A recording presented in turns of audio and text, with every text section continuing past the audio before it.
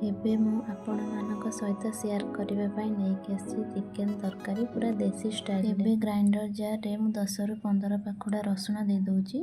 1 inch रे अदा को मु छोट छोट काटी के दे दउची। मसाला एबे रेडी हो जाईची। कढ़ई गरम होला परे एठी दे दबा सोरिष तेल।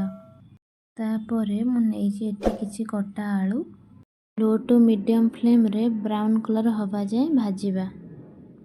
एठी देखंतु आलू हमर भल भाबे भाजी हे गलानी। गोटे प्लेट रे आको हमें काढी दबा। आलू को सब काढी सरला परे हमें कढ़ई रे दे दबा किछि सोरिष तेल। एबे तेल भल भाबे गरम हे गला परे बे दे दबा चीनी। चीनी भल भाबे मेल्ट होला परे एठी दे दबा किछि गोटा मसाला। एबे मु 3टी मीडियम साइज रे प्याज को काटी के रखितली। एबे हमें दे दबा। एबे आको गोल्डन ब्राउन कलर हवा जाए किछि समय भाजीबा। 5 मिनिट भाजिला परे एबे हमर प्याज गोल्डन ब्राउन कलर हे गलानी। सी डार्क करे प्याज को भाजीबेनी।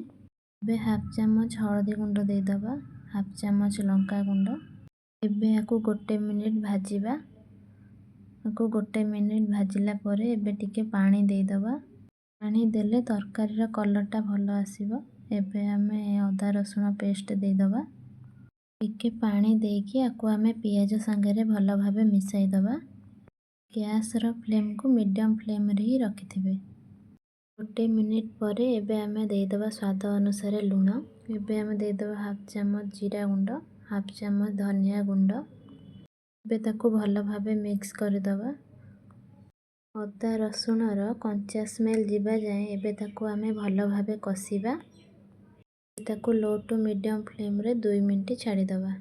2 मिनिट परे हमर एबे मसाला भलो भाबे हे जाईची। हमें एबे दे दबा हाफ चम्मच चिकन मसाला। टिके कसिला परे एबे हम सब को दे दबा। आगुरु मु ताको भलो भाबे धोई की रखी देइथिली। एबे ताको भलो भाबे मसाला संगरे मिक्स करिबा। आ चिकन नो पानी बाहरिबो तो पानी हमें दबानी।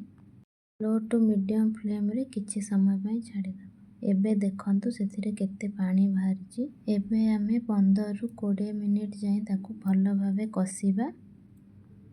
एबे हमें पूर्वरु भाजी रखिथिबा आलू को दे दबा। आपण जदी आलू खाइबेनी आलू को स्किप भी करि परिबे।